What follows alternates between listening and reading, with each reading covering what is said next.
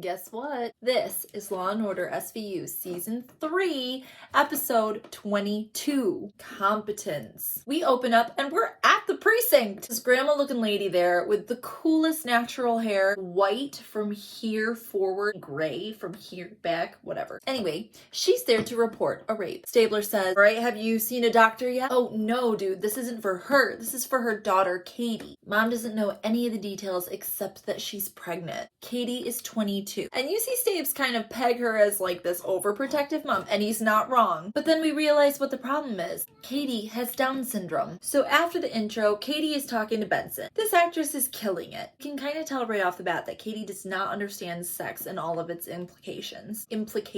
But honestly, she seems a little bit pumped about this baby. On the other side of the glass, Stabler is asking Katie's mom the tough question. Is Katie's dad still around? No. He fucked off when he found out that she had Down syndrome. Has anybody shown any interest in Katie lately? Mom doesn't know. She goes to a day program and has a part-time job at a grocery store 3 days a week. It would be easy for someone to take advantage of her. So back in the interview room, Benson asks Katie if she knows where babies come from. She's like, yeah, they come from kissing and holding hands, silly. Then Katie's feeling sick because, you know, of the baby. And Mom is helicoptering in like a motherfucker. Okay, so here's the problem. We need to educate Katie on what sex is so that we can find out who did this to her. But if they do that, the jury might ultimately see that as coaching. Cragen wants Huang to do an evaluation. We also gotta check with Katie's doctor. Duh. But we can't do any of that today because Mom's like, Katie's had enough. Looks like we gotta find another way in. Let's check out the day center first. The director's name is Scott Lucas. They love these dudes with 2 first names, man. Scott Lucas says that indeed, her cognitive abilities are delayed. And he also confirms that Katie's mom is a real overprotective patty. She doesn't think that Katie can function in the real world. But guess what? Scott Lucas does. So what do they do there at the center? Well, they teach a lot of shit. Life skills training, music therapy, independent living, sex education. But Katie's mom won't let her take any of that shit. As far as the staff, they are all very carefully vetted. Backgrounds checks, references, never had a problem. We find out that Katie's best friend's name is Danny Jordan. Another dude with 2 first names. When we sit down with Danny Jordan, he has taken sex ed, but he won't tell Katie because they have to find out in class first. But Danny gets really serious when they ask if anybody's been bothering Katie. He doesn't want to tell it first, but he finally gives in. Ray, the bus driver. He took things from her. He touched her. So meanwhile, Munch and Finn are checking up with the grocery store that Katie works at. We're talking with Mr. Cheney, the boss of the grocery store. He confirms that Katie did come in crying a couple weeks ago because the bus driver pushed her. What did he do? Well, he went out there and told that bus driver he'd get his ass fired if he heard anything else. He also fired somebody else in produce for calling Katie names last week. I'm on the board of the day center. I don't put up with this kind of bullshit. So Munch being Munch, he makes a crack about cheap labor. Mr. Cheney says, hey, they make union wages and they learn how to live in the real world. He says a lot of times they're better workers than people that are not disabled. So there, Munch. We jump back to the precinct, and Cabot's telling Benson that unfortunately they can't arrest Ray the bus driver until Katie tells him what happened. What do we know about Ray? Well, he's 52 and he got fired from an old folks home last year for stealing from dementia patients. Nice guy. We're gonna try and talk to Katie again, so we meet up with him at Katie's favorite place, the zoo. This whole scene is in front of the steel cage, so you just hear like or in the background the whole time. Stabler takes Mom off to the side and they bond over being parents. You know, Mr. 2 first name Scott Lucas says that she could probably do okay in the real world. Oh yeah?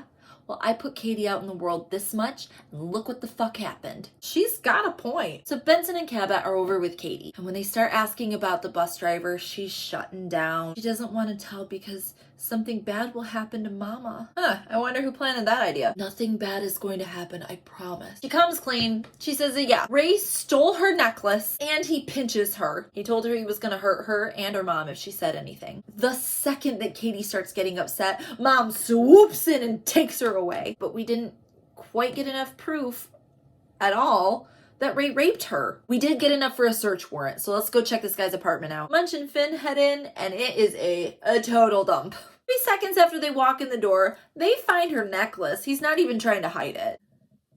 They immediately arrest this motherfucker. When they find him, he is barking at this handicapped gentleman to get off of his bus. So they're pretty sure they know who Ray is. We've got Ray in an interrogation room and he immediately drops the R word, very casually. Stabler walks around behind him, says in a gravelly voice, "You don't want to use that word around me again." God damn it, so hot. Well, Ray claims that all the shit he stole were just gifts. Yeah, you think the jury's gonna listen to a bunch of M words? Well, sorry, just slipped. Stabler hauls off and slam kicks his seat out from under him. Oops, sorry, just slipped. But when they ask him about raping Katie, he starts laughing. No, it's funny because I got a vasectomy. I'm shooting blanks. We'll book this dirtbag for petty larceny or whatever, but we gotta look elsewhere. But guess what? Munch and Finn have a lead on a tip from the day center. Last year, an anonymous person called and said something bad was going down. And this is funny. The next day, this instructor named Joe Parker just quit. We catch up with Joe real quick teaching at another day center. He says he quit because of Scott Lucas. The director?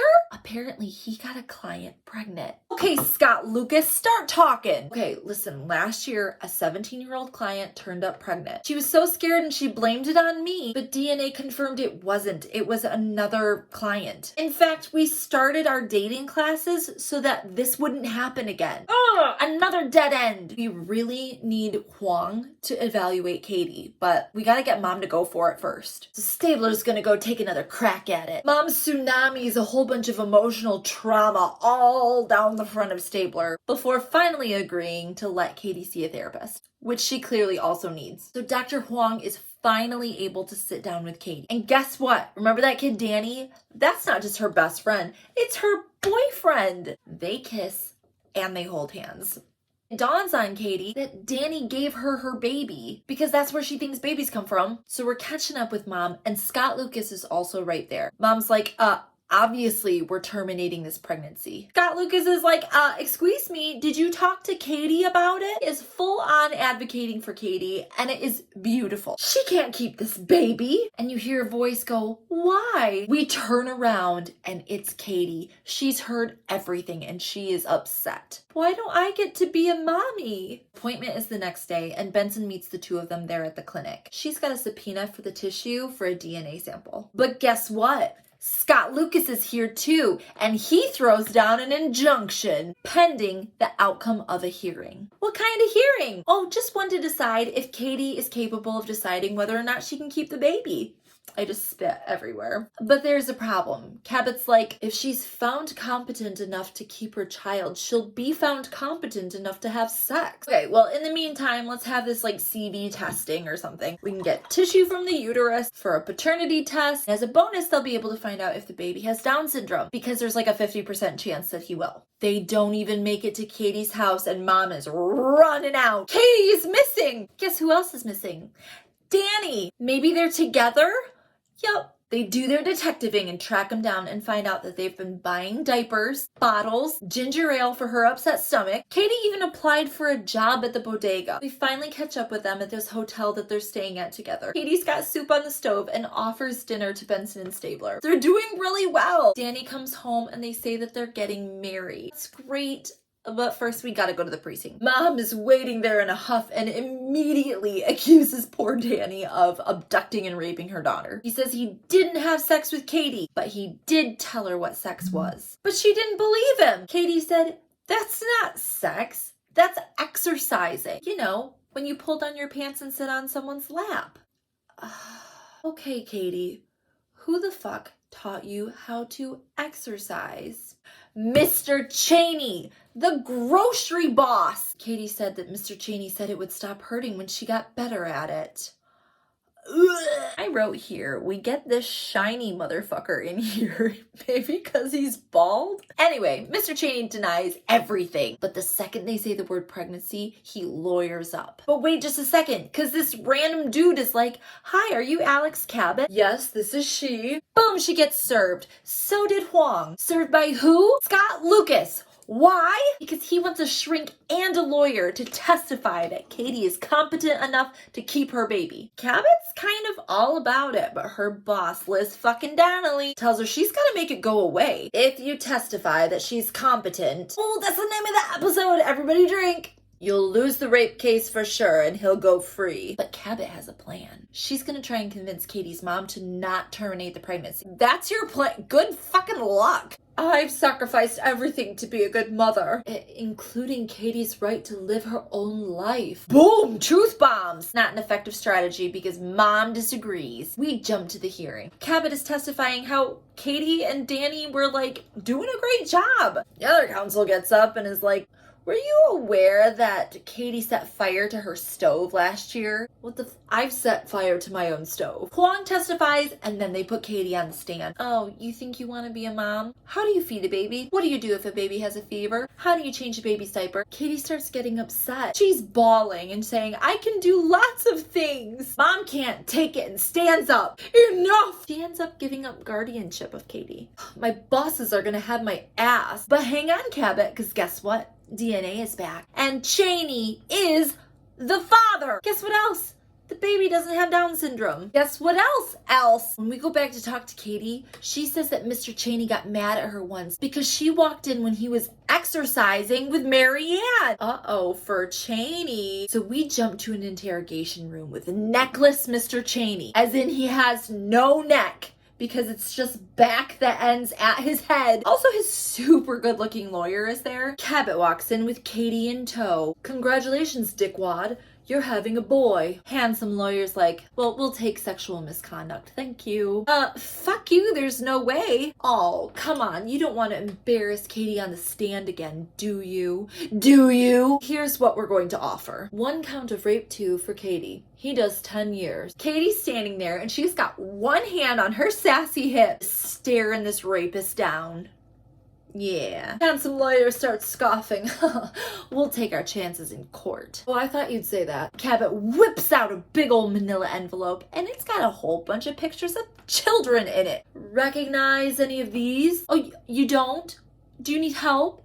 I'll help you out. These are all the children he has fathered with girls who worked for him. 3 of them underage. That's right, motherfucker. We traced your bank account. He's been paying those girls for their silence for years. Now, he's gonna pay a shit ton more in child support. 6 kids, each receiving 17% of his chain of grocery stores. That money is gonna take care of Katie and the baby for the rest of her life. Yes! Screen goes black, Dick Wolf. And that was Law & Order SVU Season 3, Episode 22. Jum jum.